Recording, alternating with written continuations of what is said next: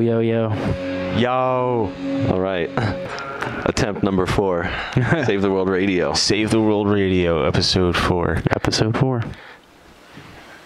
All right, let's get on with saving the world already. Let's do it. What are you waiting for over there? Yeah, we're actually mourning the death of Peter Steele. Yes. Yeah, frontman for Typo Negative, for all of you out there who may not know. Heart attack. Yeah. He wasn't that old, was he? He was 48. Yeah, so no, he was not old. Not old enough to croak from a heart attack. It's unfortunate. Truly one of a kind Typo Negative. I was on the Wikipedia discussion section, and this one person claimed that he's not dead and that it was a joke. Yeah. Because of the website. And of course, somebody jumps on and they're like, "You asshole! It was an April Fool's joke in 2005. You got to read the dates before you comment." Yeah. Yeah, that was one of the first things people said. They're like, "Well, let's wait till we get confirmation because this band frequently lies about the death of band members." Well, that's always what's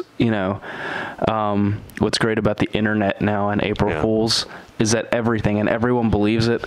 I remember a few years ago, I don't know if it was Maynard or Trent Reznor or whatever, but there was the April Fool's joke that they found Jesus or whatever. And I knew some people who were like furious about that. Like, how could they betray me?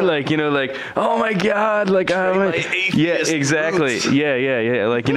You're betraying my high school years. I feel so let down. And it was just like an April Fool's joke, but people took that so seriously. Well, apparently, the singer of Type O, Pete Steele, he did find Jesus. Oh, really? Not in a joking way, even, in the past few years. Yeah. According to the lyrics of the last album, at least. Interesting. But yeah, it's a real bummer. It's like a certain type of punk rock ideal that seems to be less and less prominent in music. Yeah. And that's what died with Type O Negative, I believe. You look like you're going to say something. Where was the first time you heard Type O Negative? High school? 10th grade? Yeah. Well, 9th grade, 96 type, when they came out with October Rust. I remember waking up on a couch, at somebody's house, hearing Love You to Death for the first time, not knowing what the hell it is. All I knew was that I was very drunk and it was too early. But in case you don't know, just to give an example of the type of irreverent, somewhat ridiculous band that we're dealing with here, they had a show where people were protesting them because of some lyrics that people found were sexist or sort of biased, racist even. And people were throwing objects at the show. And nobody knows what the fuck Type O Negative looked like because these people didn't even know who Type O Negative really was. They were just kind of protesting it on principle. Right. So Type O Negative sneaks into the audience and they're just like, "What's going on, guys?" And they're like, "We're protesting these assholes, man. They believe this and this and this." So that's messed up. They give me some tomatoes. They're throwing tomatoes at the venue, just fuck Type O Negative. They're assholes. And then later on, these protesters saw the band members and they're like, "Wait, isn't that the guy that was throwing tomatoes next to us?" There was once a Type O Negative show in 2002 or 2003 that I was at. It was a Halloween show, and I was hit in the face with a roll of toilet paper that was thrown by Peter Steele. Fabulous. And I kept it for years. Eventually, one of my roommates used it. Wow. He was like, "Dude, I took your toilet paper." I'm like, "What toilet paper?" Oh my God. He used it. What? That toilet paper is 8 years old, man. Still good.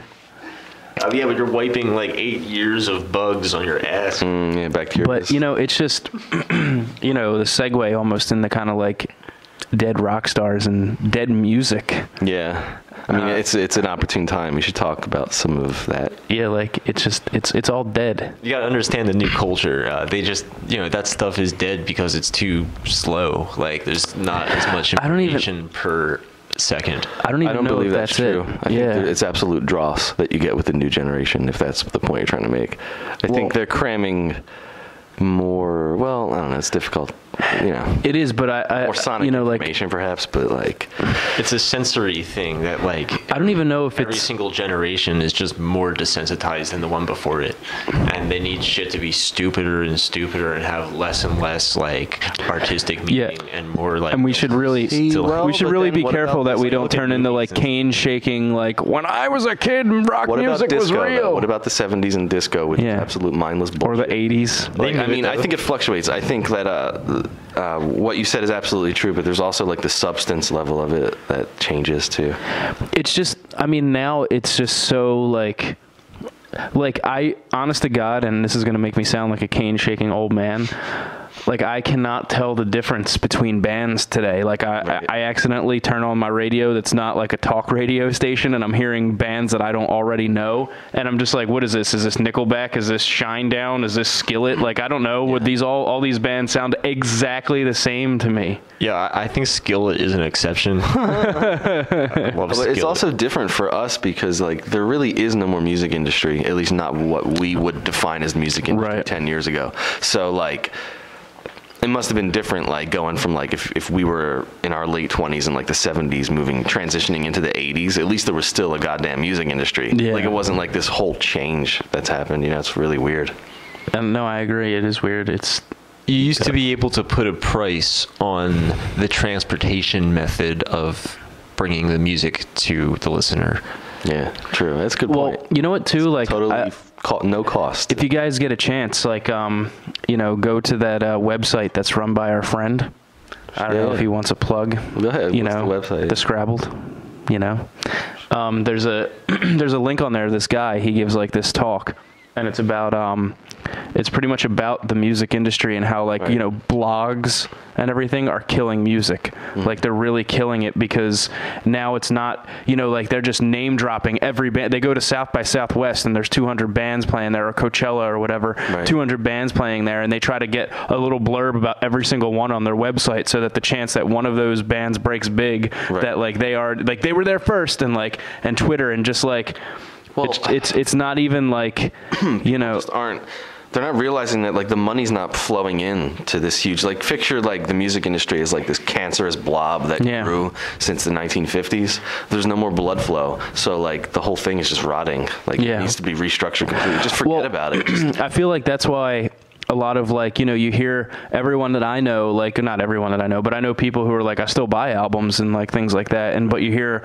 album sales have dipped, but I feel like it's becoming more